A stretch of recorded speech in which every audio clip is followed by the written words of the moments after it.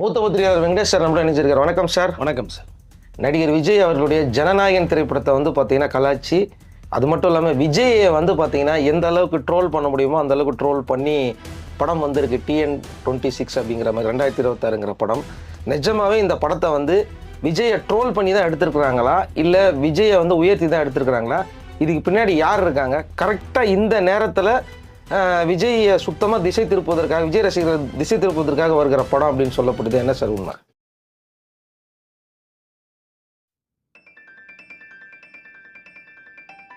இல்லை, விஜய் வந்து கிட்டத்தட்ட ஒரு நக்கல் நையாண்டி பண்ணி அதை எடுக்கப்பட்ட படமாக தான் நான் பார்க்குறேன். காரணம்னு கேட்டிங்கன்னா, இதற்கு முன்பாக பார்த்தீங்கன்னா சேகர் நினைக்கிறேன் நீங்களும் ஹீரோ தான் ஒரு படம் பண்ணார்.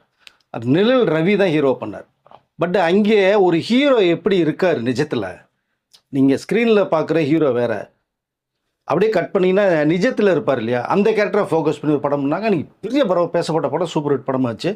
நிழல் ரவி மேலே மிகப்பெரிய கான்ட்ரவர்சி உருவாச்சு. நீயும் ஒரு நடிகர், நீயே இருந்துட்டு இப்படி ஒரு படம் பண்ணலாமா அப்படிங்கிற அளவுக்கு. அப்புறம் அவர் இதை சொல்லி ஒரு கதை சொன்னாங்க, நல்லா இருக்குன்னு பண்ணுங்கிற விஷயமும் இருக்குது. அப்போது ஒரு ஹீரோவை நடிக்க வச்சு அடித்த படம் அது மாதிரி தான் இதை நான் நினைக்கிறேன். இந்த ஜனநாயகன் படத்தையும் எவ்வளோ ப்ராப்ளம்ஸ் இருந்துச்சு, 400 கோடி ரூபாயில் எடுக்கப்பட்டு ஒரு நல்ல மெசேஜோடு வரக்கூடிய ஒரு படத்தை பிளாக் பண்ணியிருக்காங்க. இது வரைக்குமே வர முடியலைங்கிற அந்த ஆழ்ந்த வருத்தமும் இதுவும் இண்டஸ்ட்ரிக்கு இருக்குது. அப்படிப்பட்ட ஒரு சமயத்தில் இந்த படம் திடீர்னு எப்போ உருவாச்சு, எப்போ எடுத்தான்னு தெரியாது. 3 நாளைக்கு முன்னாடி தான் ஃபர்ஸ்ட் லுக் ஒன்று விட்டாங்க, ஒரு டீசர் ஒன்று விட்டாங்க. கண்ணா பின்னான்னு போயிட்டுருக்கு, பரபரப்பாக பேசப்பட்டிருக்கும் போது ஜனநாயகனை படத்தை டோட்டலாக வாஷ் அவுட் பண்ணணும் அடிக்கணுங்கிற ஒரே நோக்கத்தில் எடுக்கப்பட்ட படமாக தான் நான் நினைக்கிறேன், இந்த டீசர் பார்த்த பிறகு. ரெண்டாவது, இதில் வந்து என்னுடைய கதைக்களம் என்னங்கிறத ஜஸ்ட் ஒரு ஒன்லைனாக சொல்லிடுறேன் நான். குல்கந்த் குமார் அப்படிங்கிற அந்த நட்டி கேரக்டரு, ஸோ வட இந்தியாவில் இருக்கார். அவர் சென்னைக்கு வந்து இங்கே பீடா கடை போடுறார். பீடா கடை போட்டு அந்த பீடா கடை மூலமாக இங்கே வாழ்க்கையை வந்து வாழலான்ட்டு வரும்போது அவருக்கு மேற்கொண்டு ஒரு ஆசை வருது. அந்த பீடா கடைக்கு வர சில சந்தர்ப்ப சூழ்நிலை, சில பேருடைய பழக்கம் ஏற்பட்டு இந்த ஒரு நடிகராக மாற ஆசை வருது. ஸோ நடிகராக மாறுறார். கொஞ்சம் கொஞ்சமாக பார்த்தோம்னா ஒரு டாப் ரேஞ்சுக்கு வந்துடுறார். தமிழ் இண்டஸ்ட்ரியில் மிகப்பெரிய நடிகராக வந்து வலம் வர்றாரு. அதற்கு அடுத்த ஆசை ஒன்று வருது, நம்ம ஏன் அரசியலில் போகக்கூடாது, தமிழ்நாட்டை ஏன் கைப்பற்றப்படக்கூடாது, நம்ம ஏன் சிஎம் உட்காரக்கூடாது அப்படிங்கிற அந்த ஒரு ஆசையை வந்து டக்குன்னு அரசியலுக்குள்ளே வர்றார்.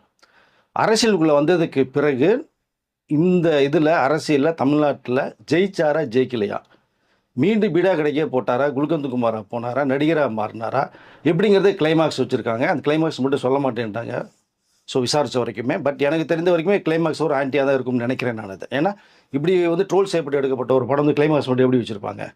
ஸோ அந்த கேரக்டர் சேம் அது மாதிரி வச்சுருப்பாங்களா, இல்லை வேறு ஏதாவது வச்சுருப்பாங்களா? கிடையாது. ஸோ இப்படிப்பட்ட ஒரு கதையை தான் இந்த படத்தினுடைய TN26 தங்க நட்சத்திரம், டிஎன்கிற தங்க நட்சத்திரம் பேர் வச்சுருக்காங்க. ஓகே, நட்டி வந்து ஒரு அருமையான மனிதர், அவனு மாற்றுக்கருத்தில் நல்ல நடிகர், நல்ல பண்பாளர். நிறைய படங்கள் அவர் வந்து ஃபஸ்ட்டு நம்ம பிஆர் விஜயலட்சுமி அவர்கிட்ட கேமரா அசிஸ்டண்ட்டாக ஒர்க் பண்ணி கேமராமேனாக மாறணும்னு நினைக்கிற ஆசைப்படும் போது தான் முதலாக இந்த நட்டிக்கு வாய்ப்பு கொடுத்தது விஜய். தமிழ் ஃபீல்டில் தான் ஃபஸ்ட்டு கேமராமேனாக அறிமுகமாகறாரு. படம் யூத்துன்னு ஒரு படம். அப்போ விஜய் வந்து நல்ல பீக்கில் இருக்கார். பட் இப்போ பீக் அது விட்டுருங்க. பட் அந்த சமயத்தில் வந்து வாழ்க்கை கொடுத்தவர். 2வது படம் புலின்னு ஒரு படம் பண்ணுறாரு. துப்பாக்கியில் ஒரு சாங் ஒன்று ஷூட் பண்ணார். அதுக்கப்புறம் தான் இந்தியில் போய் ஒரு 15 படம் பண்ணார். அமீர் கான், அமிதாப் பச்சன், ஷாருக் வந்து பெஸ்ட்டு ஃப்ரெண்டு, 2-3 கூட சம்பளத்தர வாங்கன்னு சொல்லி கூட நட்டி அவர்கள் போல். இங்கே முக்கியமாக ஒரு விஷயத்தை குறிப்பிட, அவர் பக்கா ரஜினி ரசிகர். ஃபஸ்ட்டு இங்கே ஹீரோ ஆகும்போது ரஜினி சாரை பார்த்து தான் நான் வந்து ஹீரோ ஆகணுன்ற நோக்கத்தில் தான் கேமராமேனாக மாதிரி அடுத்து வந்து ஹீரோவாக தான் பண்ணிட்டு இப்போ கேமராமேன் டிபார்ட்மெண்ட்டை விட்டுட்டார். இப்படி நெருங்கிய ஒரு நட்பு வட்டாரத்துக்குள்ளே இருக்கிறவர் தான் விஜய் கூட நட்டி அவர்கள். ரஜினி சார் படம் ரொம்ப பிடிக்கும் அவருக்கு, இது ஒரு பக்கம். பட் இந்த படம் எதற்காக நட்டி நடித்தார்? கண்டிப்பாக விஜய் ஒரு ட்ரோல் செய்ய படமாக தான் அமையும். ஜனநாயகன் படம் வந்து வெளிவரல, அதுக்கு வந்து அப்படியே ஆப்போசிட்டாக ஒரு படம் பண்ணும்போது எந்தளவுக்கு பேசப்படுங்கிறத கொஞ்சம் யோசித்திருக்கலாம் அவர். பட் யோசிக்கலை.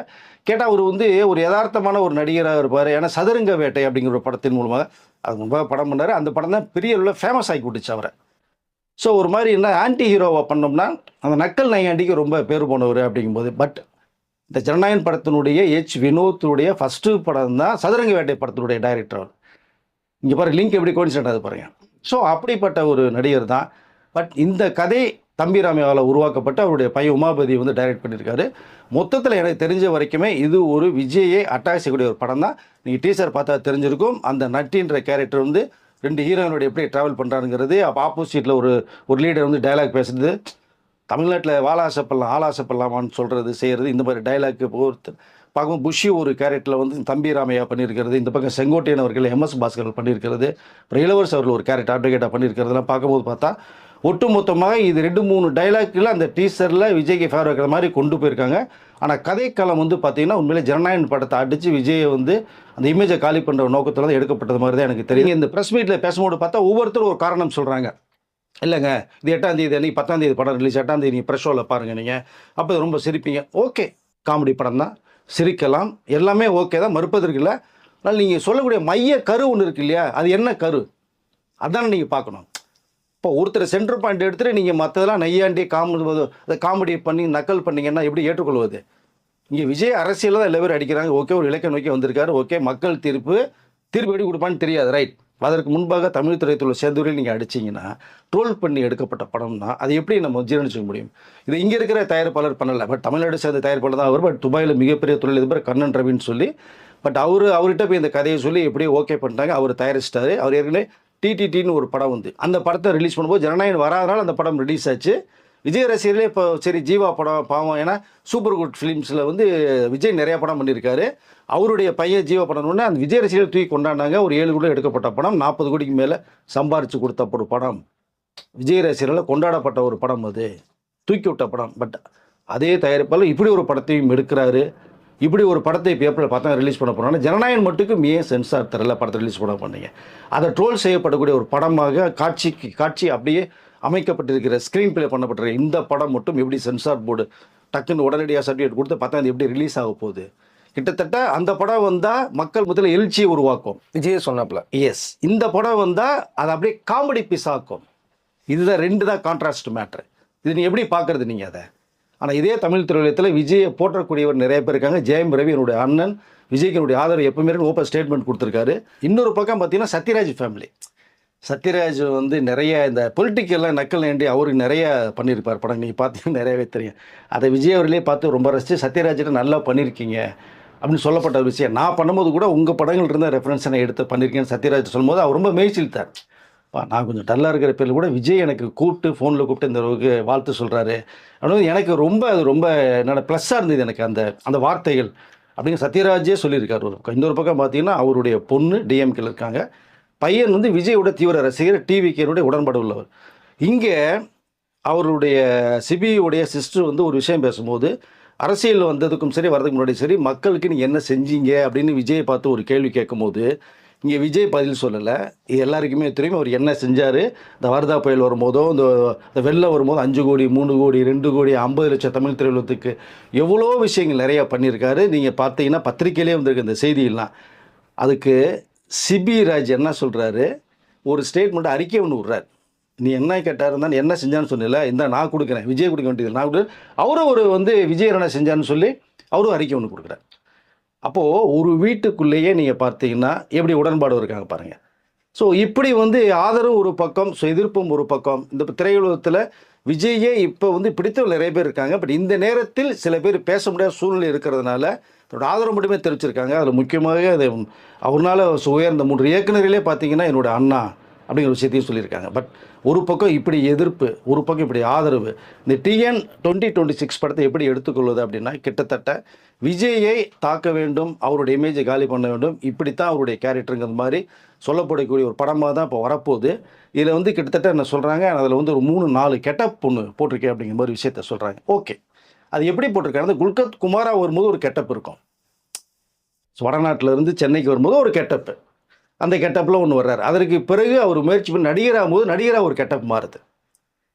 நடிகராக இருந்து உச்சமாக போயிடுறதுக்கு பிறகு அரசியல்வாதியாக ஒரு கெட்டப் வர்றாரு. அப்போ ஸ்டெப் பை ஸ்டெப்பு அந்த ரோல் மாறும்போது 3-4 கெட்டப்புகள் வரதான் செய்யும்.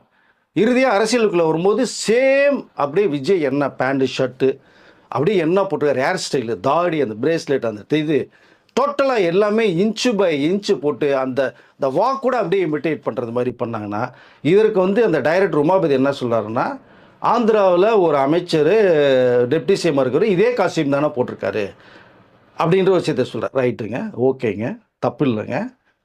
இங்கே நீ ஒரு விஷயத்தை பண்ணால் அதே காஸ்டியூமு இங்கே விஜய் இப்போ போட்டுக்கிற காஸ்டியூம் நீ போட்டுக்கிட்ட அவசியம் இல்லைல்ல. நீ ஒயிட் பேண்ட் ஒயிட் ஷர்ட்டை போட்டு போங்க இல்லையா. இல்லை பிளாக் பேண்ட் ஒயிட் ஷர்ட்டை போட்டு போங்க, தப்பு இல்லைல்ல. பட் நீங்கள் same costume, same hair style, same walk, அந்த மூமெண்ட்டை நீங்கள் வைக்கும் போது அப்போ விஜயை மனதில் வைத்துக்கொண்டு எடுக்கப்பட்ட ஒரு படமாக தான் நான் இதை பார்க்குறேன். எல்லாருடைய பார்வையும் இருக்குது. நான் விஜய் ரசிகர்கள் கொந்தளிச்சு போய் தான் இருக்காங்க. ரொம்ப அட்டாக் பண்ணுனா என்ன பண்ணலாங்கிற அளவுக்கு ரொம்ப அவங்களுடைய, ஏன்னா ஜனநாயக படமே நான் பார்க்க முடியாத சூழ்நிலை. நாங்கள் வந்து ரொம்ப வேதனைப்பட்டு இருக்க சமயத்தில் நீங்கள் இப்படி ஜனநாயக படத்தை ட்ரோல் செய்கிறது மாதிரி விஜயை வந்து நீங்கள் காமிக்ஸ் மாதிரி கொண்டு போய் காமிக்கிறது மாதிரி நீங்கள் காமிச்சால் அதோட மனவேதனை எப்படி இருக்கும்? எத்தனையோ கதைகள் இருக்குது. ஊருக்குள்ளே 1000 அசிஸ்டன்ட் டைரக்டர் சுற்றிட்டு இருக்காங்க பாவம், கதையில் வச்சுக்கிட்டு. ஒரு கதையை எடுத்து அழகாக பண்ணிட்டு போங்க. நட்டி நல்ல நடிகர் தான், அழகாக நீங்கள் வந்து யதார்த்தமாக நடிகர் தான், படம் பண்ணிட்டு போகலாம் நீங்கள். பட் இப்படி ஒரு படம் எடுத்து இதை வந்து சும்மா பூசி முழுகிறது மாதிரி போகுது. இல்லை காமெடி படம், 7ஆம் தேதி பார்த்தா தெரியும், நீ உளுந்து சிரிப்பீங்க. உளுந்து எப்படி சிரிக்க முடியும்? இதுதானே நீங்கள் சொல்ல வர்றீங்க. மெயின் பேஸே லைனே அதானே. குல்கந்த் குமார் பீடா விற்கிற நடிகரை மாதிரி அரசியல் மாறுறாரு, அரசியல்வாதியை மாறாரு. கடைசியில் என்ன பாசிட்டிவாக முடிச்சிருக்க போகிறாங்க? நெகட்டிவாக தான் முடிச்சிருப்பாங்க கண்டிப்பாக. இந்த ப்ரொடியூசர் வந்து ஜேசன் சஞ்சய் அவர் கூட எடுத்துக்கிட்ட ஒரு ஃபோட்டோலாம் இருந்தது. எஸ், இருந்தால் கூட தன்னுடைய அப்பாவை பற்றி இந்த அளவுக்கு ஸ்பூஃப் பண்ணி எடுக்கிறத வந்து அவர் எப்படி ஆதரிப்பார்? ஏன்னா அவரும் இன்னைக்கு இண்டஸ்ட்ரியை சேர்ந்துட்டார்.